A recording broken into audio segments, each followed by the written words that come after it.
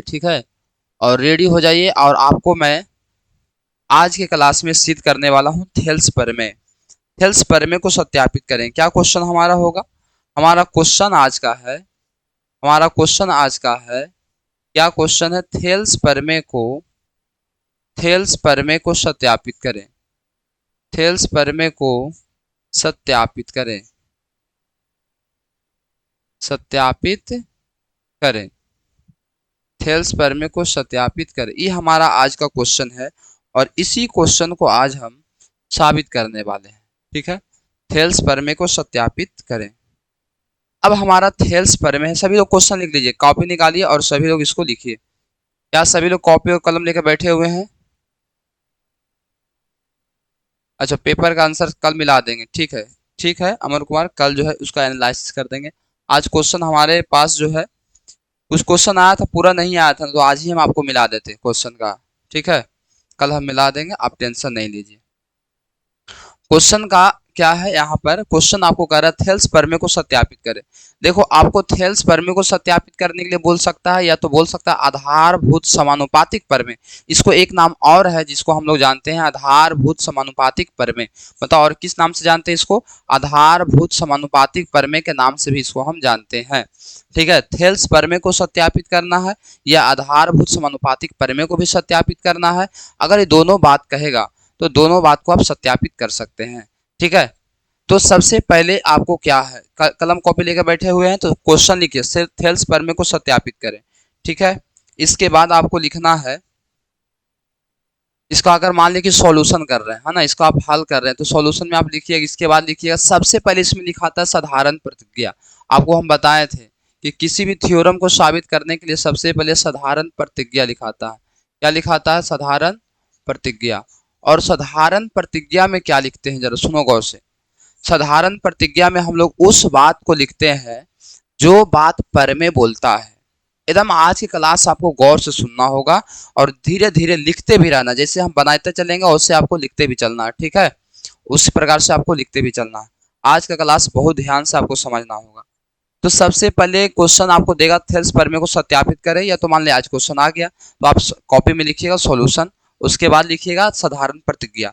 साधारण प्रतिज्ञा में हम लोग उस बात को लिखते हैं जो प्रमेय कहता है। जैसे थेल्स प्रमेय क्या बोला था, आपको हम बताए थे कि किसी भी त्रिभुज में एक भुजा के समांतर खींची गई रेखाखंड अन्य दो भुजाओं को समान अनुपात में बांटती है। ये थेल्स प्रमेय बोला था, है ना। तो इस बात को हम लिखेंगे साधारण प्रतिज्ञा में। कहाँ लिखेंगे? साधारण प्रतिज्ञा में। देखो, हम बोर्ड को दो भाग में बांट देते हैं क्योंकि लंबा जाएगा ना। तो साधारण प्रतिज्ञा में सबसे पहले हम लिखेंगे, साधारण प्रतिज्ञा में सबसे पहले हम लिखेंगे किसी भी त्रिभुज, क्या लिखेंगे? लिखेंगे हम किसी भी त्रिभुज में,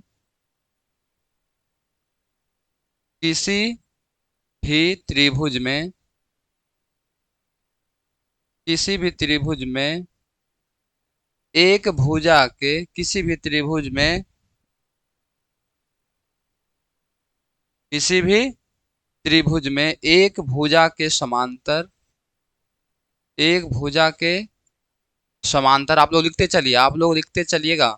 किसी भी त्रिभुज में एक भुजा के समांतर खींची गई रेखाखंड, खींची गई रेखाखंड अन्य दो भुजा को, अन्य दो भुजाओं को,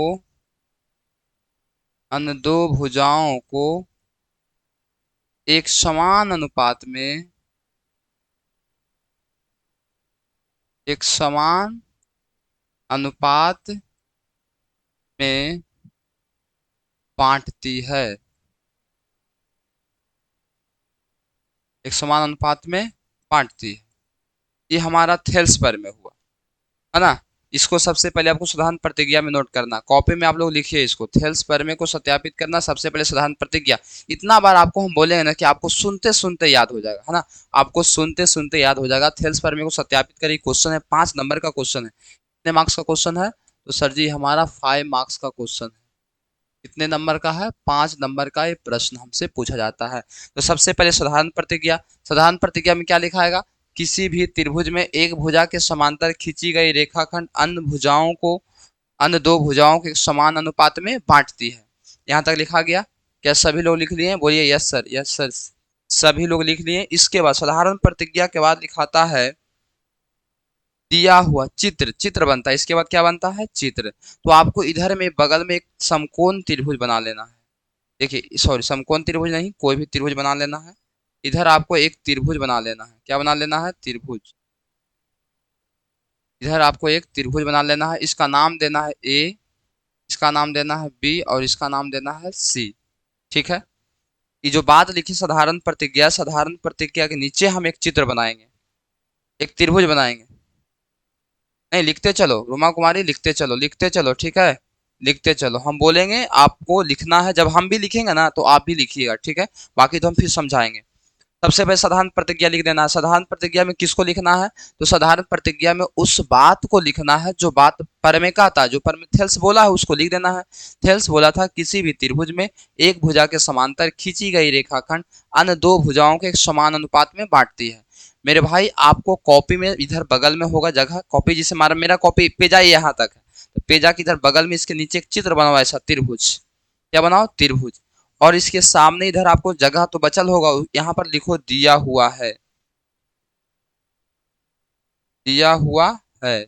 अब दिया हुआ है में क्या लिखाएगा सर जी? तो देखो, दिया हुआ में क्या लिखाएगा? आपको लिखना है कि ए बी सी एक त्रिभुज है। कहा कि बोला कि किसी त्रिभुज में एक भुजा के समांतर, एक भुजा के समांतर, देखो एक भुजा के समांतर मान लो कि डी हम रेखा खींचे हैं। कौन खींचे हैं? D E. डी हमने रेखा खींचा है। दिया हुआ में लिखना है ए बी सी एक त्रिभुज है।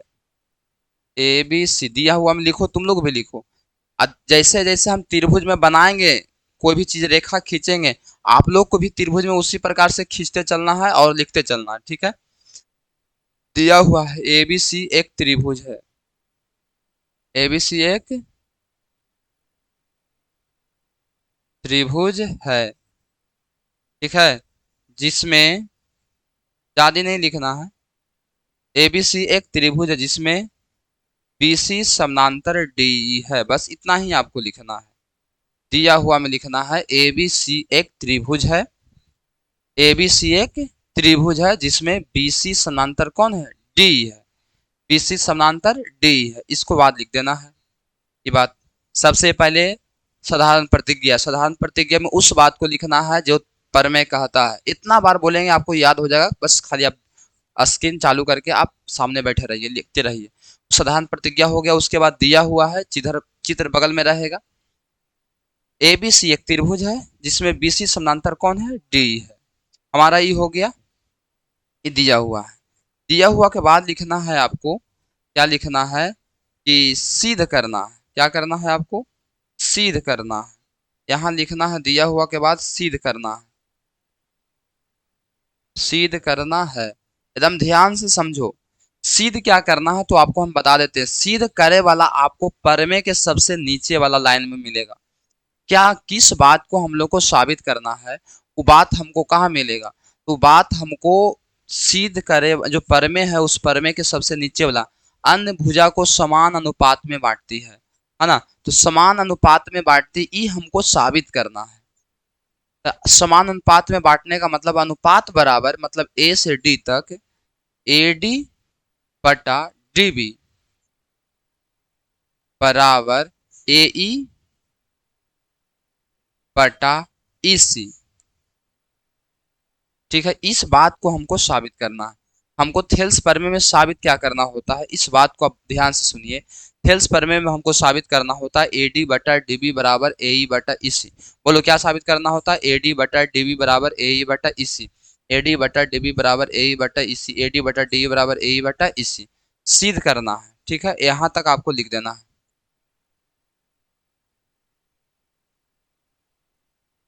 जल्दी से बताओ, यहाँ तक हो गया? बहुत अच्छा। आगे जब सिद्ध करना है उसके बाद होता है रचना। क्या होता है तो बाबू मेरे? होता है रचना। क्या होता है जल्दी से बताओ? रचना, है ना। इसके बाद रचना में लिखना है। रचना में भी कुछ बात लिखना है, इस बात को समझो बहुत बढ़िया से। रचना में आपको बहुत बढ़िया से, पहले ही हमको बताओ इस बात को हमको बताओ पहले, क्या यहाँ तक आपको कुछ समझ में आया और लिखा?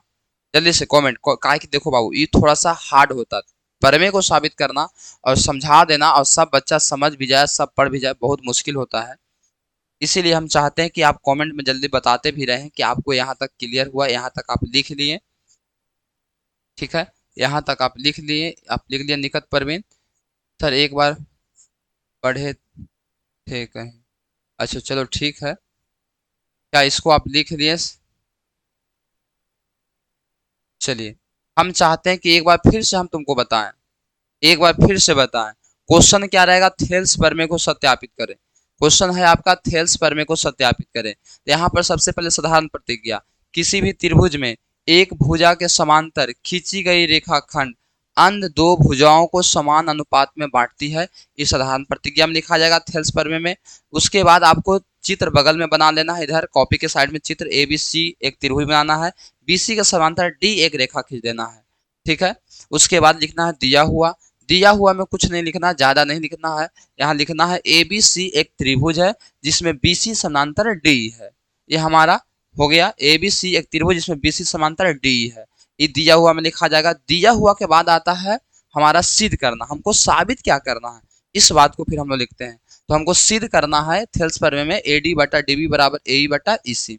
रचना होता है। अब देखो रचना में आपको ध्यान दीजिएगा, रचना में हम क्या लिखेंगे सुनो।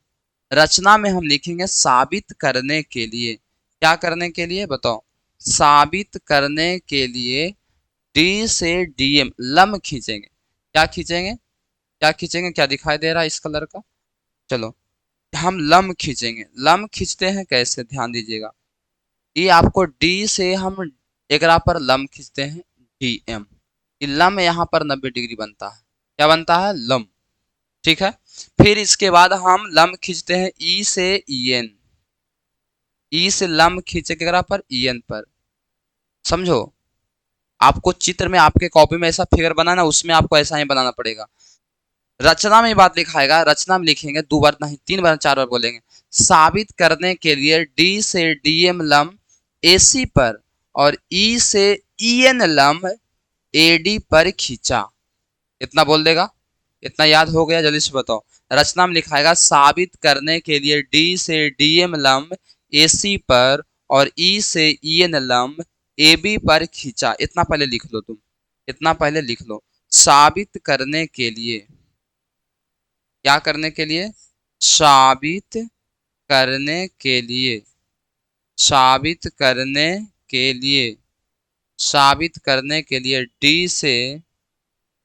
डी से डीएम लंब, साबित करने के लिए डी से डीएम लंब एसी पर, किकरा पर?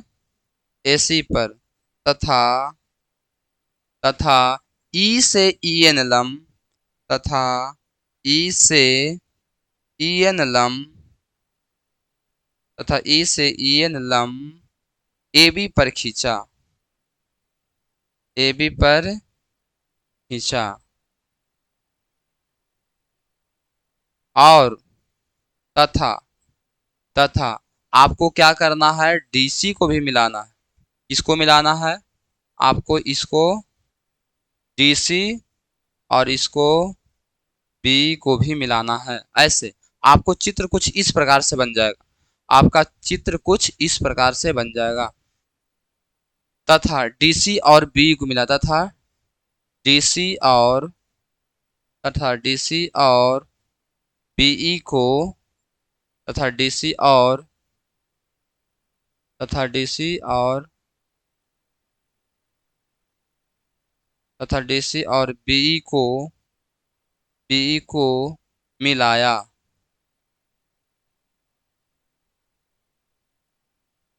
इतना रचना में आपको लिखाएगा। इतना बात जो है आपको रचना में लिखा है। चलिए एक बार फिर से हम कमेंट करके बताओ, क्या इतना बात आप कॉपी में लिखा, नोट किया? जल्दी बताओ।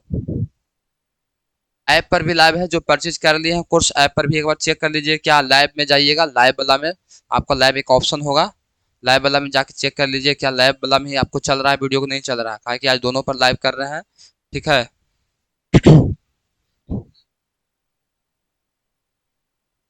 यहाँ तक लिखा गया जिगर बाबू, लिखा गया।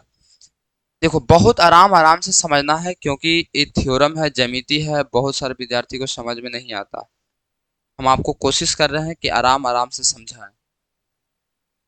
फिर से रचना वाला बोलते हैं, रचना वाला सभी को याद करना, सभी को रचना वाला याद होना चाहिए। देखो फिर से हम बोलते हैं, साबित करने के लिए रचना का, रचना मतलब कुछ बात को हम रच रहे, जैसे कोई आदमी चोरी किया तो उस बात को प्रूव करना है, तो बात को प्रूव करने के लिए कुछ मन गढ़ंत बात करता है, वही मन गढ़ंत बात यहाँ आपको करना है, लेकिन इसमें बात सही करना है ना। साबित करने के लिए डी से डीएम लम एसी पर, फिर से साबित करने के लिए डी से डीएम लम एसी पर और ई से ईएन लम ए बी पर डाला, तथा तथा बीई और डीसी को मिलाया, तथा बीई और डीसी को मिलाया। इतना बात आपको लिखना है, इतना बात आपको लिखना है। रचना बोलो, सबको याद हुआ? रचना, रचना सबको याद हुआ।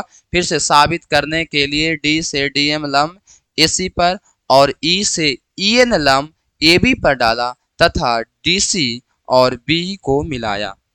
जल्दी से सभी लोग कमेंट करो, क्या इतना बात आपको समझ में आ गया? जल्दी से कमेंट करो, इतना बात आपको समझ में आ गया। इसके बाद हम लोग चलते हैं प्रमाण। कहाँ चलते हैं? प्रमाण में चलते हैं। इसके बाद हम लोग चलते हैं प्रमाण। चलो जल्दी से बताओ, याद हो गया? याद हो गया? याद हो गया? जी सर समझ गए, याद हो गया सर, याद हो गया। साबित करने के लिए, एकदम आराम से बिंदास बोलो, साबित करने के लिए डी से डीएम लम एसी पर और ई से ईएन लम एबी पर डाला, तथा डीसी तथा बी को मिलाया। यहाँ तक। गुड मॉर्निंग, गुड आफ्टरनून सभी जो है आपका, टुनटुन यादव जी, ठीक है। अब यहाँ से देखो हम लोग चलते हैं कहाँ पर, अब हम लोग चलेंगे प्रमाण में, जिसको हम लोग, इसको इंग्लिश में कहते हैं प्रूफ। जैसे किसी भी चीज को साबित करने के लिए प्रूफ देना पड़ता है ना। जैसे कोई आपको बोल दिया कि आप चोर है, तो कैसे कहेगा कि तू साबित करो कि हम चोर कैसे हैं, प्रूफ जमा करो, प्रूफ दो। तो प्रूफ के लिए आपको, जैसे कि हमको साबित करना है, सिद्ध करना है, ए डी बटा डी बराबर ए बटा ई सी। तो अब हम क्या करेंगे, हमको तो कुछ ना कुछ तो प्रूफ देना होगा। तो प्रूफ देने के लिए आपको हम अब यहाँ पर बात लिख रहे हैं, और आप बात बहुत गौर से सुनिएगा। प्रमाण, सबसे पहले इस त्रिभुज को हम बात आपको जहां दिखाएंगे वहां देखिएगा, आराम से देखो। क्या आपको ऊपर में एक त्रिभुज दिखाई दे रहा है, ए डी ई? देखो ध्यान से देखो, यहाँ से इस जो टावर जैसा दिखाई दे रहा है ना, इसको हम निकाल के ऊपर दिखा रहे हैं। क्या आपको ए डी ई त्रिभुज दिखाई दे रहा है? और ए डी ई में त्रिभुज दिखाई दे रहा है। इसका एक लंब ऐसे है डीएम और एक लंब ऐसे है ईएन, आपको दिखाई दे रहा होगा, है ना। तो ए डी ई जो त्रिभुज है मेरे दोस्त, ए डी ई जो त्रिभुज है, इस त्रिभुज का हम क्षेत्रफल लिखेंगे। और तुम जानता है कि त्रिभुज का क्षेत्रफल का फॉर्मूला 1/2 गुना आधार गुना ऊंचाई होता है। बोलो होता है कि नहीं होता है? त्रिभुज का क्षेत्रफल 1/2 गुना आधार गुना ऊंचाई होता है, ठीक है। अब यहाँ पर तुम ध्यान देगा, तो 1/2 गुना आधार, आधार यहाँ पर किसको लेना है सर जी? तो देखो आधार दो गो, एक आधार इधर भी आपका है। अगर देखो आधार कैसे, ई एन जो है लंब है यहाँ, यानी कि ई एन लंब है। तो जब ई एन लंब है तो ये आपका आधार हो जाएगा। क्या हो जाएगा? आधार हो जाएगा। और ई एन हमारा क्या हो जाएगा? ऊंचाई हो जाएगा। अगर हम एडी को लेते हैं तो एडी हमारा आधार होगा, तो एक पर एडी पर खड़ा है ई एन, तो ई एन हमारा क्या हो जाएगा? ई हमारा ऊंचाई हो जाएगा, ठीक है। अगर हम आधार ए को मानेंगे तो ए पर खड़ा कौन है? ए पर लंब है डीएम। बात को समझो, ए पर लंब है कौन? डीएम। तो आधार ए होगा तो ऊंचाई हमारा डीएम होगा, और आधार हमारा एडी होगा तो ऊंचाई हमारा ईएन होगा। हम बता रहे हैं, समझो बात को बढ़िया से, फिर से समझिए। इस प्रकार के चित्र आपको दिखाई दे रहा है, ए डी और ई। एक लंब एन है, एक लंब एन है। ऊपर में सिर्फ अभी देखो ए डी ई में देखो, तो अगर हम ई एन लेते हैं और डी एम लेते हैं, तो ई ऊंचाई कब होगा? जब आधार हमारा ए डी होगा। और ई ऊंचाई कब होगा? जब आधार हमारा ए ई होगा। ये दो बात आपको याद रखना है। आधार मतलब जेकरा पर खड़ा है वो आधार हो गया। तो इसमें सबसे पहले हम चलेंगे त्रिभुज ए डी ई का क्षेत्रफल। इसमें देखो, इसमें हम सबसे पहले बात करेंगे प्रमाण में, त्रिभुज ए डी ई, गौर से देखो, त्रिभुज ए डी ई का क्षेत्रफल, त्रिभुज ए डी ई का क्षेत्रफल। और आप लोग जानते हैं त्रिभुज का क्षेत्रफल 1/2 गुना आधार और गुना ऊंचाई होता है। इतना जानकारी आपको है, त्रिभुज का क्षेत्रफल 1/2 गुना आधार गुना ऊंचाई होता है। अगर हम बात करें मेरे दोस्त आधार गुना ऊंचाई का, तो सुनो सर जी, अब आधार गुना ऊंचाई फार्मूला हम लिख दिए, आपको बता दिए। अब आधार हम ले रहे हैं एडी को, ए से लेके डी तक, देखो ए से लेके डी तक ही हमारा क्या है, आधार है। तो आधार हम अगर एडी को लेते हैं तो बताओ आधार गुना ऊंचाई होता है, तो एडी पर खड़ा कौन है, तो एडी पर खड़ा हमारा ईएन है। एडी पर खड़ा कौन है, तो एडी पर खड़ा ईएन है, तो ऊंचाई हो जाएगा ईएन। और इसको हम बोलेंगे समीकरण 1। क्या बोलेंगे, 1। फिर से प्रमाण में सबसे पहले हम लिखेंगे त्रिभुज ए डी ई का क्षेत्रफल, फिर से त्रिभुज ए डी ई का क्षेत्रफल, और त्रिभुज का क्षेत्रफल का सूत्र होता है 1/2 गुना आधार गुना ऊंचाई। तो 1/2 गुना आधार, आधार हमारा एडी है, ऊपर से हम अभी चल रहे हैं उस तरफ से, तो आधार हमारा एडी है, तो लिखा आधार एडी। एडी पर खड़ा कौन है, तो ईएन जो है, देखो लम है ना, तो ईएन खड़ा है, तो ऊंचाई हमारा ईएन हो गया। इसको हम समीकरण बोले, समीकरण 1 बोले, समीकरण क्या बोले, 1 बोले। क्लास आना है सुमन सर, ठीक है। आगे चलो, आगे हम बात करते इसी त्रिभुज में, आपको हम दिखाते हैं। जैसा ही आप नीचे आइएगा तो एक त्रिभुज ऐसा भी आपको दिखाई दे रहा है, देखो ई डी बी। क्या आपको ये त्रिभुज दिखाई दे रहा है, ये त्रिभुज दिखाई दे रहा है, बोलो क्या त्रिभुज दिखाई दे रहा है, बोलो ना हाँ सर या ना सर। ई डी बी क्या एक त्रिभुज है। अब इस त्रिभुज को हम लोग कहते हैं अधिक कोण त्रिभुज, और इसका जो ऊंचाई होता है अधिक कोण त्रिभुज का, वो बाहर होता है। क्या होता है, बाहर होता है।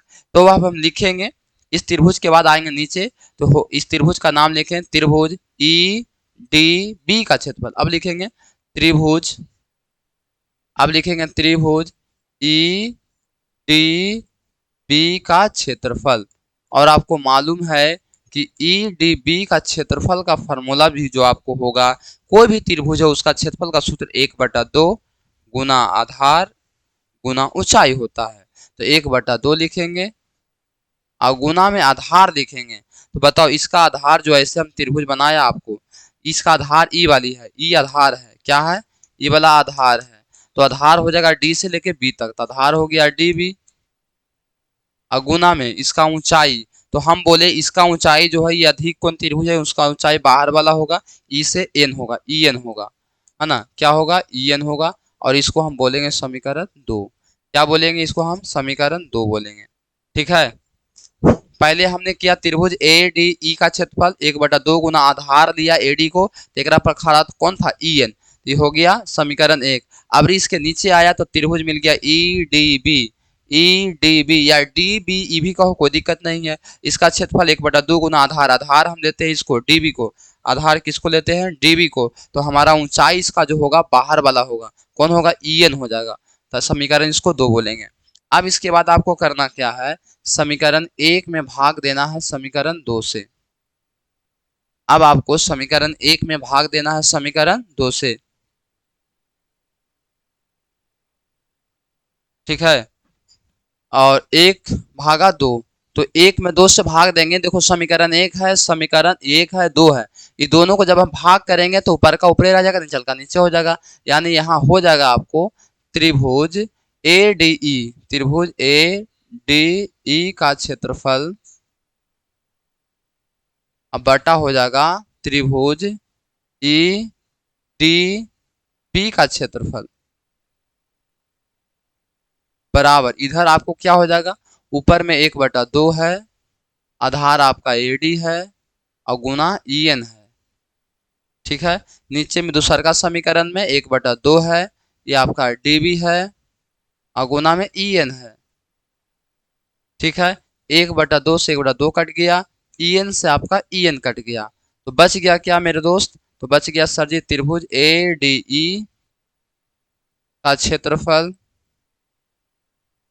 बटा त्रिभुज E D B E D B का क्षेत्रफल बराबर इधर बच गया ए डी बटा में डी बी। अब इसको समीकरण 2 को होल है तो इसको कह दो समीकरण 3। इसको क्या कहेगा? समीकरण 3 कहेगा। बोलो यहाँ तक समझ में आया कि नहीं आया? जल्दी से एक बार सभी लोग कमेंट करो, कमेंट करो। एक बार समझ में नहीं आएगा, 2 बार 3 बार हम समझा देंगे, है ना। वीडियो रिकॉर्ड रहेगा, 1 2 3 बार आप लोग भी अपने से देख लीजिएगा भी, तो समझ में आपको आ जाएगा और अच्छा से। यहाँ तक समझ में आया? लिख रहा है कि नहीं लिख रहा? जल्दी से बताओ। लिखते भी चलना है, लिखते भी चलना है मेरे दोस्त, लिखते भी चलना है, लिखते भी चलना है।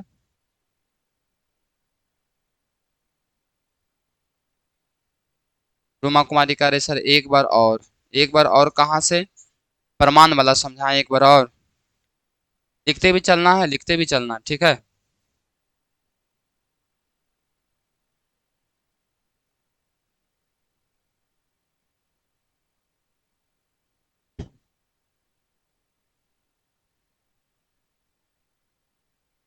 चलो तो सुनो, एक बार और प्रमाण से कह रहा है कि सर जी एक बार और समझाइए प्रमाण से।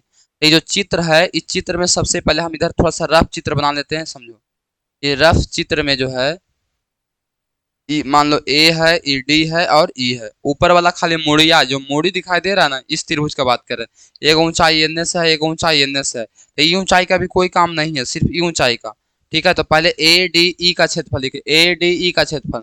तो 1/2 गुना आधार गुना ऊंचाई होता, तो 1/2 आधार किसको लिए? तो ए डी को हम देखो, यहाँ ए डी को हम आधार लिए हैं।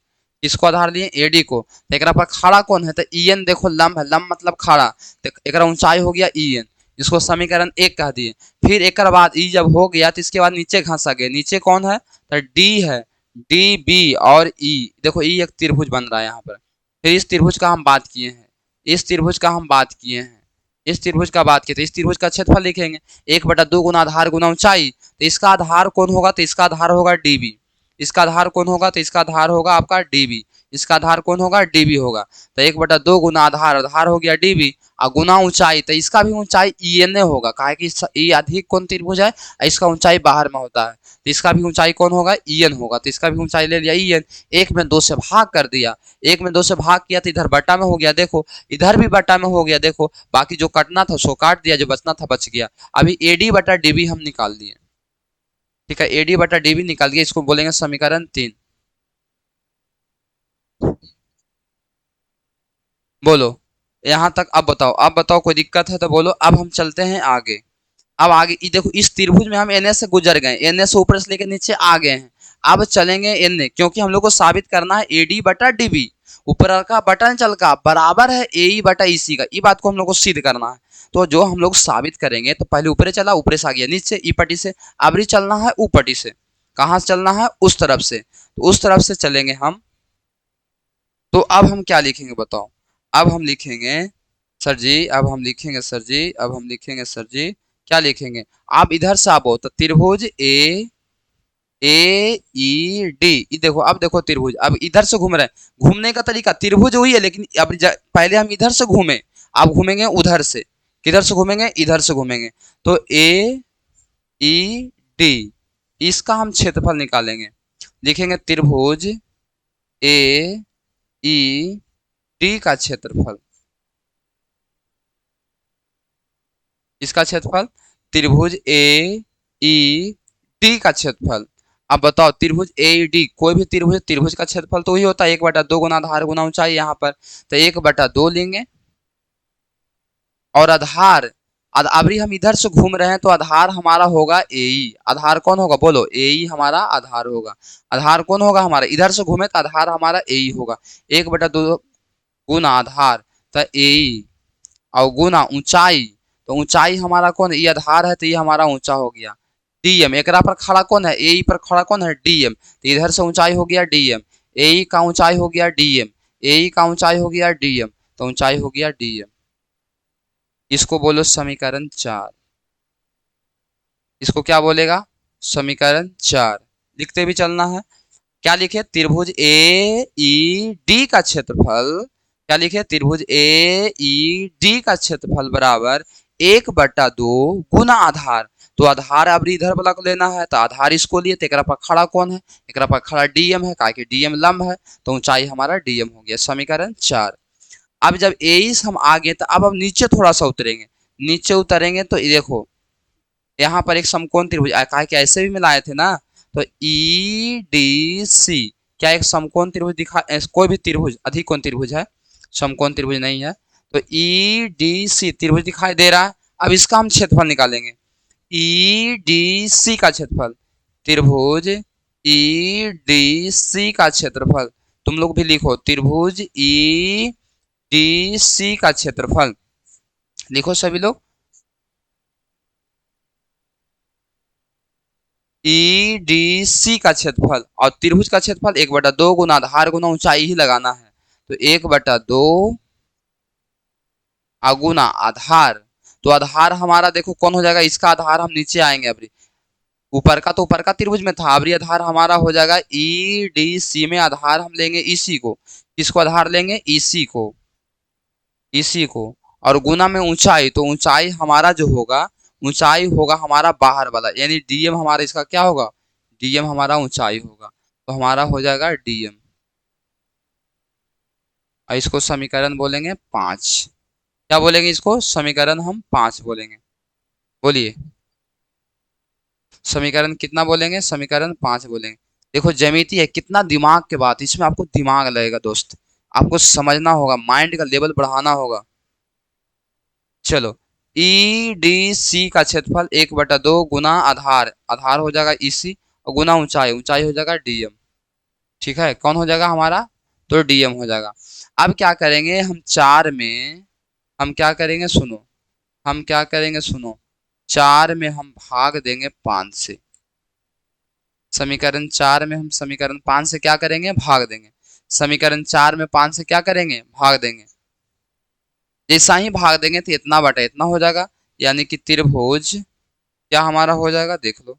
तो हमारा हो जाएगा इस प्रकार से, हमारा हो जाएगा त्रिभुज ए ई डी का क्षेत्रफल बटा त्रिभुज ई डी सी का क्षेत्रफल।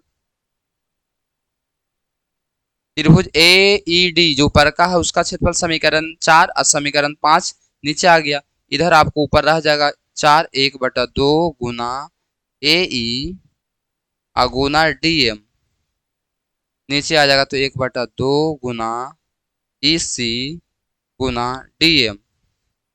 देखो हमने कहा किया, 4 में 5 से भाग दिया, जैसा ही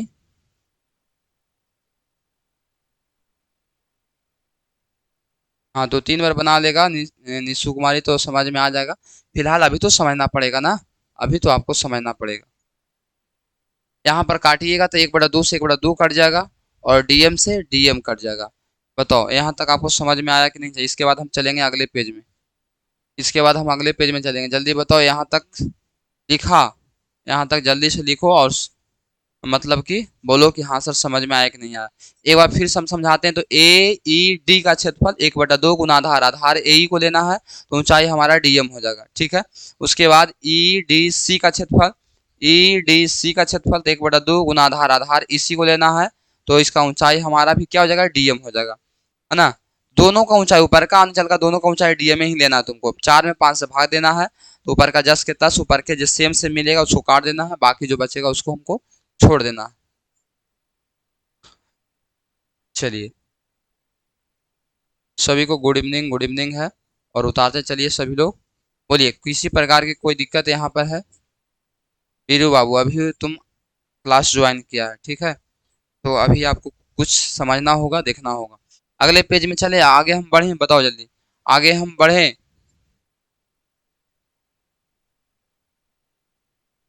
5 नंबर में इतना लिखना पड़ेगा, अभी और है इस बात को भी और आगे हम तुमको बताते हैं, और भी लिखना पड़ेगा। ठीक है, यहाँ तक हो गया। अब हम क्या करेंगे, देखो हमको बचा क्या, ए ई डी का क्षेत्रफल बटा ई डी सी का क्षेत्रफल बराबर ए ई गुना ई सी, यानी अगला पेज में हमको चलना है। त्रिभुज क्या लिखा हुआ था, ए डी नहीं, ए ई सी क्या था, देख लो एक बार, क्या था, ए ई डी का क्षेत्रफल बटा ई डी सी का क्षेत्रफल।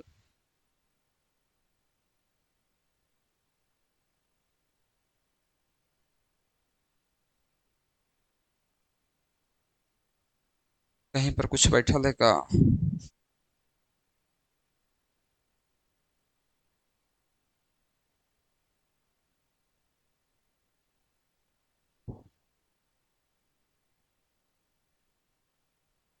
ए ई डी का क्षेत्रफल बटा में हमारा था त्रिभुज त्रिभुज ई डी सी का क्षेत्रफल बराबर था ए ई ए ई बटा में ई सी था। देखो ई था, यहाँ पर देख लो बढ़िया से। ए ई डी का क्षेत्रफल बटा ई डी सी का क्षेत्रफल बराबर ए ई बटा ई सी। देखो यहाँ पर भी हम चित्र बना लेते हैं, थोड़ा सा इसे बार बार हमको पलटना ना पड़ेगा पेज।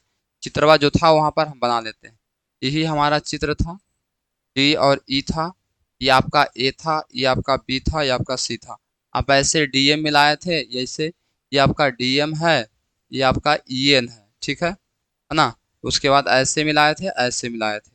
तो हम ए ई डी देखो, ए ई डी का क्षेत्रफल बटा ई डी सी का क्षेत्रफल बटा ए बटा इसको बोल देना है समीकरण 6। कितना बोलना है इसको समीकरण? इसको समीकरण 6। क्यों बोलना है समीकरण 6? क्योंकि ऑलरेडी पहले से 5 समीकरण हो चुका है। देखो पहले से 5 समीकरण हो चुका है, ठीक है। तो 5वां समीकरण के बाद कौन समीकरण मिला हमको? 6ठा समीकरण। अब यहां से आपको क्या करना, सुनो। ये आपको 6ठा समीकरण है। अब 5 समीकरण पहले आपको मिला हुआ है, तो हमको अब क्या लगाना है सर? अब कौन सा दिमाग लगाना है? देखो, तो आपको अब देखना है, यहाँ पर देखिएगा ध्यान से,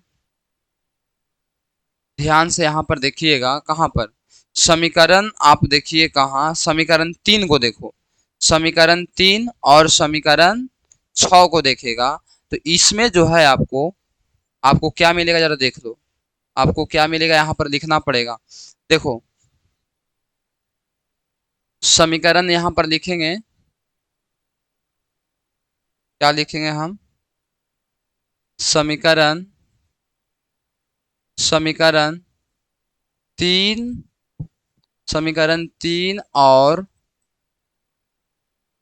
6 से, समीकरण 3 और 6 से। अगर समीकरण 3 और 6 को अगर हम यहाँ पर लाते हैं तो आपको एक पहले भी आपको बात बताए थे देखो, अरे ये मक्खी बहुत परेशान कर रहा है। आपको एक बात बताया गया है, देखो ये दोनों रेखा समांतर है। आपको थेल्स परमे में बताएं, लिखे नियम, ये दोनों क्या है? समांतर है। तो अब दोनों दो समांतर रेखा के बीच में अगर दो त्रिभुज ऐसा हो कि दोनों का आधार समान हो, जैसे देखो त्रिभुज का बात करें, त्रिभुज ध्यान से देखना, त्रिभुज ई डी सी क्या एक त्रिभुज दिखाई दे रहा? ई डी सी एक त्रिभुज है, और त्रिभुज ई डी बी भी एक त्रिभुज है। देखो त्रिभुज ई डी बी भी एक त्रिभुज है। ये दो त्रिभुज को गौर से देखो। यहाँ पर जो है आपको एक दो बात बहुत बढ़िया से आपको समझना है।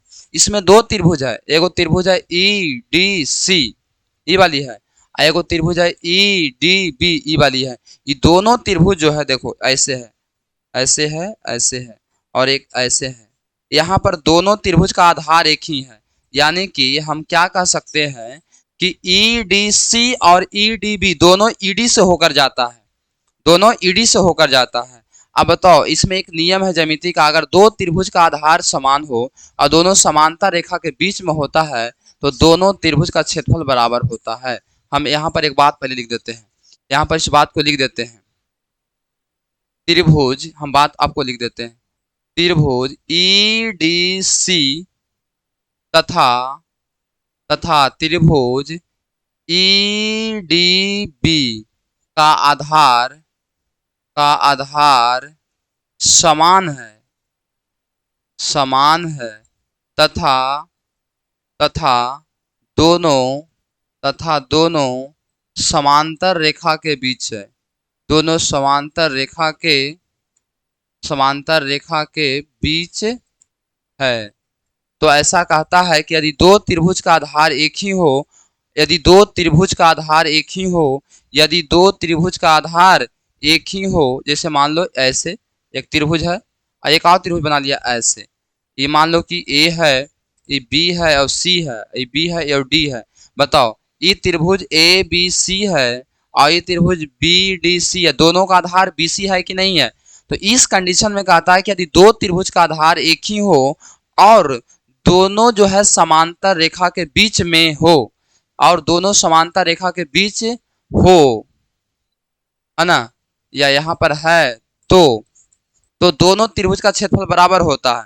तो दोनों त्रिभुज कौन था? E D C. तो त्रिभुज ई डी सी का क्षेत्रफल बराबर त्रिभुज ई डी बी का क्षेत्रफल, ई डी बी का क्षेत्रफल।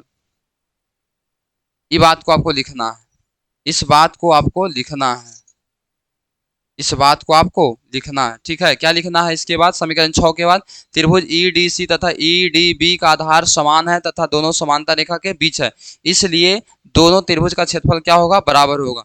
दोनों त्रिभुज बोले तो ई डी सी और ई डी बी दोनों का क्षेत्रफल बराबर है।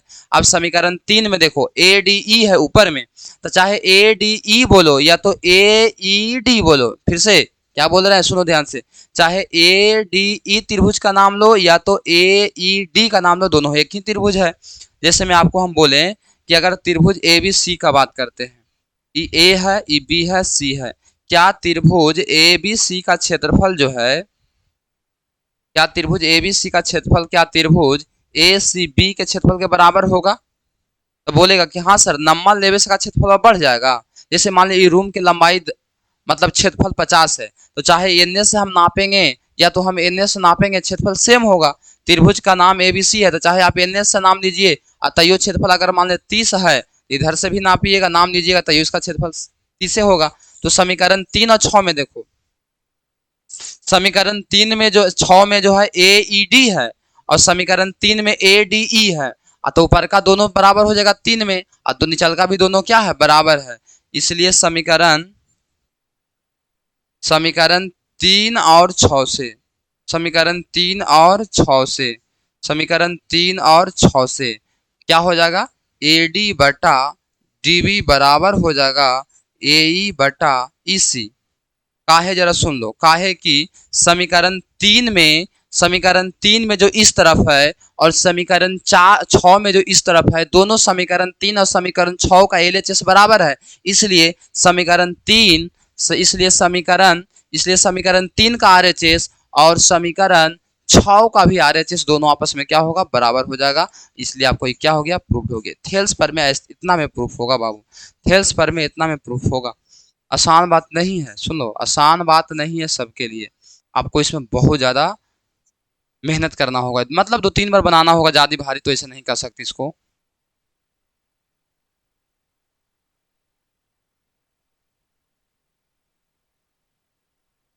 आपको चलो तो इसको थोड़ा सा नोट कर, उस पर हम फिर से बात करते हैं, चर्चा करते हैं।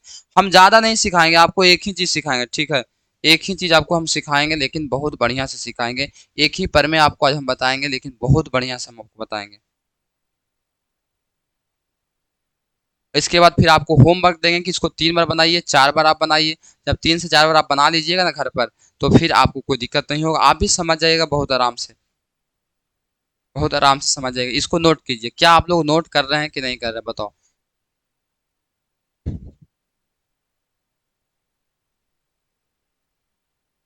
पूरा लिख लिए सर? पूरा लिख लिए आप सभी लोग? पूरा लिख लिए?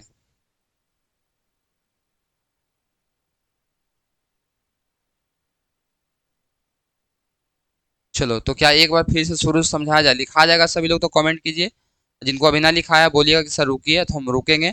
उसके बाद जो है फिर आपको हम शुरू से फिर हम समझाएंगे, फिर हम आपको बढ़िया से बताएंगे कि कैसे आपको बनेगा।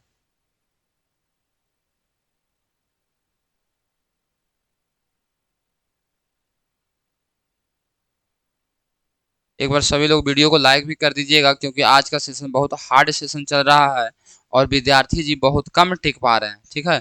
बहुत कम विद्यार्थी जी टिक पा रहे हैं, क्योंकि देख रहे हैं कि अरे बाबा क्या बता रहा है, इतना भारी भारी चीज, है ना? तो आपको मेरे प्यारे विद्यार्थी जी समय देना पड़ेगा। सब टॉपिक हल्का नहीं होता है ना, कुछ कुछ टॉपिक जो है भारी होता है, इसलिए तो ज्यामिति बहुत कम टीचर जो है पढ़ाना पसंद करते हैं। अगर कोई पढ़ेबो करते तो जल्दी में उसको निकाल देते हैं, ताकि ज़्यादा समय हम विद्यार्थी को ना दें और जल्दी में पार हो जाए कि चलो ज्यामिति आपका खत्म हो गया। लेकिन अगर वास्तव में इस पर समय दीजिएगा तो बहुत आपको मतलब समय का जरूरत है और थोड़ा सा समझने या बुझने का जरूरत है।